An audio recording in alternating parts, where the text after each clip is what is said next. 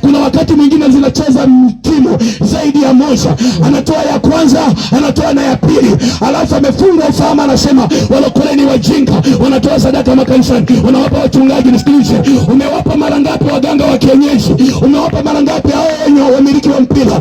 Umewapa mara ngapi watu ambao mashetani yenyewe yanataka? Umechinja mbuzi mara ngapi kwa masharti na maelekezo ya mashetani? Kila mwaka unatambika kwa mbuzi, kila mwaka unatoa kafara. Nataka nikwambia usidhani kwamba uko salama. Na ndio maana wote wanaotambika, wanaotoa sana kafara kwenye miji yao, utashangaa makaburi hayana idadi. Yani kila mwaka wanazika mtu, wanazika mtoto, watazika mtu mzima, watazika yule, watazika yule. Shetani ni mjanja, akiua kwenye familia hii. Kama watu wamekubali kumilikiwa na shetani kwenye ukoo wao, anakuwa anapita nazunguka. Leo hata kama kuna familia, kuna ukoo wenye watu familia 10, wenye miji 10, leo mwaka huu atatoa hapa, mwaka unaokuja anatoa pale, kama ni katika mwezi atatoa pale. Kila mwaka lazima wazike, kila mwezi lazima kitokee kitu kitakachogharimu maisha yao. Nataka nikwambie, ukiwa umemkataa Yesu hauko salama mpaka leo. Na ndio maana maisha yanaweza yakawa ya shida. Kusafiri kwako ni kwa shida, kula kwako ni kwa shida, maendeleo yako ni ya shida. Unataka ni kweli umejenga, lakini umejenga kwa masharti, umejenga kwa maelekezo, wala hauna amani sababu umemkataa Yesu. Tulio na Bwana Yesu Kristo, tunapokula tuna mashaka, tunapovaa tuna mashaka, tunapofanya chochote hatuna mashaka. Mungu amenipa kazi, alafu eti naenda kukaa kwa mganga wa kienyeji, naanza kumpa maelekezo, naanza kusikiliza maelekezo aseme. Sikiliza, Mungu ana nguvu kuliko chochote, ana nguvu kuliko kitu chochote. Ndio maana maandiko yanasema amelaaniwa kila mtu amtegemea mwanadamu, amfanyaye mwanadamu kuwa kinga yake, na moyoni amemwacha Mungu aliye hai. Amen. Shetani anatawala wanadamu kupitia vitu. Unisikilize, anaweza akatawala maisha yako kupitia mavazi, kupitia kitu chochote. Leo hii nisikilize, kuna watu ambao wanalala kwa masharti. Yaani kuna mtu alishapewa masharti, hawezi kutandika shuka lingine isipokuwa lile ameelekezwa na mganga wa kienyeji, lile aliyoelekezwa na mashetani. Yako majini yanaweza kampanda mtu, yakampa masharti ya namna ya kuishi kwenye familia yake, kuishi yeye na watoto wake. Nitakwambia siku zote utakuwa unajifunika shuka jeusi, saa nyingine shuka jekundu, saa nyingine shuka jeupe. Nini? Ujue wewe uko chini ya miliki ya shetani, na muda wowote nakwambia ukifa tu ni kuzimu, ukifa tu ni kuzimu. Na saa hiyo ni shetani linakuwa linacheka, inasema huyu ni mpumbavu sana, ni mjinga, hajui kwamba hii kitu tunatamani tungeingia mbinguni, tungekuwa kama yeye, tuna nafasi ya kutubu na kutengeneza. Tusingeweza kukubali ujinga huu ya kwamba tunalala kwa masharti, tunaamka kwa masharti, tunakula kwa masharti. Nataka nikwambia jioni ya leo, mtu wa mji huu, yuko Yesu Kristo wa Nazareti ambaye ana uwezo wa kumiliki maisha yako, kumiliki familia yako, kumiliki watoto wako, kumiliki biashara yako, kumiliki kazi yako, kumiliki mashamba yako, kumiliki mifugo yako. Unaishi pasipo masharti yoyote ya. Amen. Hebu sema amina kwa jina. Amen. Hebu nikwambie, nishawaambia watu, mamlaka anayompa Mungu mtu aliyemwamini ni mamlaka ya ajabu. Hebu sema amina kwa jina la Yesu. Amen. Mimi Mungu aliponieleza kwamba kwa kuwa umekubali kunitumikia, akasema maisha yako yote utaishi ukiwa salama, utakufa utakapokuwa umezeeka. Akaniambia kila silaha ambayo mwanadamu ataitumia ili kuangamiza, kukatisha uhai wako, akasema haitafanikiwa. Nikamshangaa Mungu, akasema hata kama mtu akirusha mshale hautakupata, akirusha jiwe halitakupata, akipiga bomu halitakupata, akipiga risasi halitakupata, maadamu tu bado una kazi ya kufanya huku duniani. Ni namna gani ya ajabu namna hii! Hebu sema mimi kwa jina la Yesu aliye hai. Kitu cha thamani kukitafuta ni jina la Yesu peke yake. Inakupa salama maisha yako, unalindwa pasipo gharama. Gharama ni kumwamini Yesu aingie ndani yako, atawale familia yako. Alimwambia Zakayo ya kwamba wokovu umeingia nyumbani mwako. Unapoingia wokovu ndani ya mtu, unamiliki watoto. Hawawezi kuishi kwa mairizi, hawawezi kuishi kwa masharti ya kiganga na uchawi, hawawezi kuishi kwa kuchawi. kuvuka njia, hawawezi kuishi kwa kukaa njia panda. Wanawafanyia matambiko, wanakaliwa makaburini, wanafanyia matambiko. Kuna watu wanavua nguo, wanaenda kuoga njia panda kwa masharti ya mapepo. Hiyo ni ishara ya kwamba wewe unamilikiwa na shetani, uko chini ya utawala wa shetani. Wewe unatafuta mali mpaka wanakupa masharti ya wewe mwenyewe, yanakutesa. Ndio maana watu matajiri wengi kabisa, wengi yani hata mili hawana, wanakula chakula kwa masharti, hawana amani kabisa. Kinywa soda mpaka kaulizie kwa mganga, ninywe soda gani? Pesa umepewa alafu inakupa shida, inakupa tabu. Kwa nini mangaiko hayo? Kwa nini hiyo shida? Hebu mwamini Yesu Kristo aliye hai. Hebu sema mimi kwa jina la Yesu. Amen. Anaweza kuingia kwenye maisha yako, akamiliki afya yako, akamiliki ndoa yako, akamiliki watoto wako. Yaani sikiliza nikwambie, sisi kwa mfano mimi sasa hivi si niko huko, kama kuna mchawi yuko hapa, aende, si wanajuaga, wanasoma lada zao, aende kwenye mji wangu kule nyumbani. Watoto wangu wanalindwa, mke wangu analindwa, nyumba yangu inalindwa, mali yangu inalindwa, kila kitu kinalindwa, ingawa niko huku mbali. Hebu sema mimi kwa jina la Yesu. Siku moja nilienda Bukoba kwenye kijiji kimeogopeka sana, wanasema ni kijiji cha wachawi sana. Nikasema sikiliza, ili kufahamu kwamba sisi tuna mabodyguard, tuna ufalme, tuna nguvu sio ya kawaida. Nitaondoka hapa, ninarudi nyumbani kama ambavyo ninaongea hata hapa, ninatoka hapa narudi nyumbani. Bwana ametangulia mbele yangu, na yeyote atakayesimama kwa kikwazo anafyekwa, lakini mimi nitakuwa salama kwa jina la Yesu. Hakuna cha thamani duniani kama kuwa na Yesu. Ukimkosa Yesu umekuwa na laana, yani umekuwa na shida, umekuwa na tatizo. Yesu ni wa thamani sana kwenye maisha yetu. Hebu sema mimi kwa jina la Yesu. Unaona tuko hapa, lakini liko jeshi limetuzunguka usiloliona kwa macho ya nyama kabisa. Niko na kuna watu hivi vinavyoongea wanatandikwa, wanapigwa hivi vinavyoongea. Mwenyekiti akanaongea, anasema hiki kina changamoto. Yaani kijiji nimeongea naye, nimebahatika kuongea naye leo. Akaana tusikiza kwa habari ya watu wanajinyonga hovyo. Unisikilize, tumekanyaga hapa. Hakuna mtu atakayejinyonga tena, mtathibitisha haya maneno kwa jina la Yesu. Unisikilize shetani, nazungumza na wewe, roho ya mauti, unayechinja watu kwa kunywa sumu, unayechinja watu, aliyekuwa amezoea kuchukua nafsi za watu kwa namna hiyo. Nataka nikwambie, historia yake imefutika kuanzia leo. Ukifika mtu muda wake wa kuondoka duniani, awe ni ameokoka hajaokoka, ataondoka kwa njia salama kama wengine. Amen. Lakini hakuna na anayebika maneno haya, utajitesa tu lakini hutakufa. Sina kiburi. Hebu sema mimi kwa jina la Yesu. Nilipokuwa nafika mji wa Nemba, ulizia binadamu wanatembea bwana. Nemba ni karibu sana.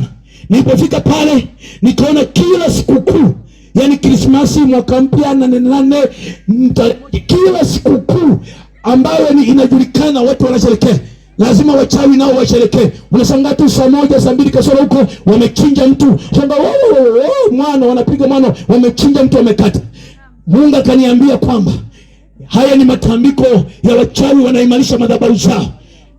Mungu akaniambia ishara moja wapo ya kwamba ninamiliki mji huu, ninakomesha. Na nilitangaza hadharani, nikawaambia maaskari ya kwamba nyinyi mnatawala kwa bunduki, sisi tunatawala ulimwengu wa roho, ni walinzi. Na neno tunalotamka linaishi. Neno tunalotamka kwenye mji huu litakuwa hai, litakuwa hai. Na wachawi wote ambao mlikuwa mnafanya mambo hayo, kama hamjaokoka yeye, hamjampa Yesu maisha, mnakwenda kuumbuka. Kila mchawi atakuwa dhahiri, mnakwenda kupata aibu. Heri yenu nikimkimbilia Yesu muokolewe. Maana Yesu ndiye mwenye mamlaka juu ya nafsi za wanadamu. Awe mwenye dhambi asiwe mwenye dhambi, mwenye amri ya kutoa uhai wake ni Mungu peke yake. Haruhusiwi yeyote kukatisha uhai wake. Hebu sema mimi kwa jina la Yesu. Amen. Watu wanamdharau jamani. Yesu. Hebu waza, hata angetokea mtu akarusha bomu hapa, tuko salama. Mradi tu angepewa amri hiyo, tuko salama. Mungu wakati huo nilikuwa nawindwa Nilipoanza kufukua na kupiga, wachawi wakaelewa mambo yao hayaendi, mambo yao yanakwama, wakaanza kutafuta kwa njia mbalimbali. Unisikilize, ndio Yesu anatawala.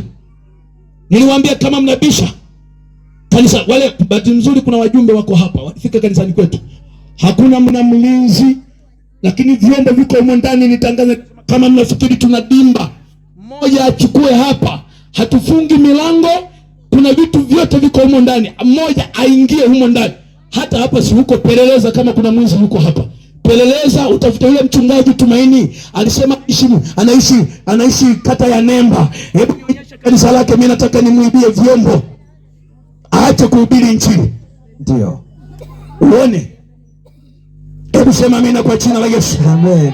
Mtu mmoja alikuja bwana, alitumwa na watu watatu, wale mtuma wamemlipa pesa kwamba nenda kaue Tumaini kanisani. Ndio niko kwenye maombi usiku, tunaomba, akaingia, eti ana lungu lake, ana kisu, amejifunga madawa, akaingia kanisani eti aniue. Kilichotokea, tunaomba, tumeamuka ile saa 8 kuomba, tunaomba, niko kwenye madhabahuni, ghafla Roho Mtakatifu akanikonyeza, akasema tulia kwanza. Nimetulia, najiuliza mbona maombi yamekata? Ghafla nikashangaa kuna mtu ameingia, amevaa singlet, amevaa bukta, ana kisu. Siku hiyo kulikuwa na umeme ulikuwa umekata. Niko kule madhabahu, tulikuwa tunatumia tochi za kawaida, mwanga ukawa ni hafifu. Kwa alipoingia ndani, akaanza kupita pembezoni, watu wanaomba. Si unajua mkiwa wengi hamjuani kama hamwezi kujua, si ndio? Watu wanaomba. Dada madam mmoja akawa ameona, lakini Mungu akamficha kwa sababu alikuwa anataka aje kule niliko aniambie. Mungu akamgeuza akasema, ukienda kwa ni kama unaenda kumuonyesha huyu adui. Maana alisikia nikiwa ndani, yeye yuko nje, alisikia ninaomba sauti ya kiume kule madhabahuni. Kwa alipoingia akashangaa sauti imekata, nikampotezea mwelekeo. Sasa akawepo kijana mmoja anasimamia vyombo, amekaa kama huko, akawa naomba, yeye hajui chochote. Yule jamaa alipomsikia anaomba huko sauti ya kiume, akajua ni mimi, akaenda ile tu anakatiza pale mbele. Nilimrukia, nilimkamata, piga ngwala chini. Mungu akaniambia usimfanye chochote. Nikakanyaga miguu, kanyaga mikono, ngasema we nani? Amechanganyikiwa, amechanganyikiwa. Watu wote wakaja, nikasema msipige, vita vyetu sisi si juu ya damu na nyama. Kasema msimpige kwa namna yoyote. Tukakanyaga hapo, akaanza kueleza, akaanza kuongea. Kumbe alikuwa na njama na askari mmoja, na huyo askari nampigia simu ili nihakikishe kweli wako pamoja naye na ndiye aliyemtuma. Nikampigia simu, hakupokea. Mara ya kwanza hakupokea, nikamwacha, nikashughulika mwenyewe. Nikasema sikiliza, wakati huo Mungu alikuwa amenipasha habari kama jana yake kwamba kuna jambo wanalipanga ulimwengu wa roho. Unajua sisi Bwana anatupasha habari ya mambo yajao. Hebu sema amina kwa jina la Yesu. Amen. Nilikuwa nimejipanga kimaombi mchana, niwaambie watu kanisani, nikamwambia tuombe tushughulikie hiyo mipango inayopangwa kwa asili ya kuondoa uhai wangu. Tukaanza kumhoji hapo, funga makorokoro. Tukaanza kusema umekuja kufanya nini hapa? Anatelemeka tu, hata ana la kuongea. Nikamhoji hapo. Nikamwambia sikiliza, toa kisu hapo, toa rungu hapo. Hivyo vitu vipo mpaka leo. Wale waliokuja sema tu hawakubahatika, si mlibahatika. Huyu aliona. Mtumishi Bwana anajua aliona. Nikamwambia sikiliza, mlango ule huyo Tumaini mnayewinda kumuua, jiulize kwa nini sasa uko chini ya miguu yake. Kama ningetaka kukufanya, nani angekufa kati ya mimi na wewe? Sasa mimi sikuchinji, sikuui, ila nanyang'anya silaha zako. Nikabaki na lungu, nikabaki na kisu cha Kimasai kina makali kuwili. Nikamwambia mlango ule pale, kapange tena mipango mingine uone kama utakuwa salama. Hivi ninavyoongea ni kichaa. Unakanyaga madhabahu ya Bwana na vyake mpaka unafika madhabahuni umeshika kisu. Hiyo ilikuwa ni onyo kwa wana.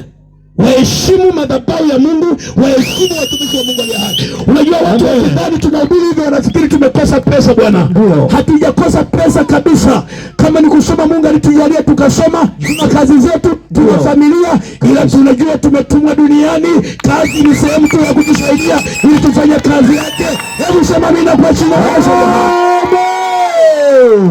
Ukiona mtu anatumia gharama zake, anasafiri vile naenda kuhubiri huku na huku, naenda kumtumikia Mungu, anajua faida iliyoko huko ndani. Yaani mimi kitendo tu cha kutoka kule nyumbani kuja hapa na kuhubiri, sijaenda kuzini, sijaenda kulewa, sijaenda kutambika, nimeenda kuhubiri niwaambie watu habari njema ya ufalme wa Mungu. Kwenye ulimwengu wa roho nimejitengenezea ulinzi usio kawaida. Yako majeshi ambayo ni zaidi ya majeshi yanayomlinda Samia. Haleluya, amen. Yako nyuma yangu na silaha zake, sio silaha za dunia hii. Ndio zinatenda kazi muda wote. Yanata shetani na kushangaa wewe unayemdharau Yesu. Kabisa.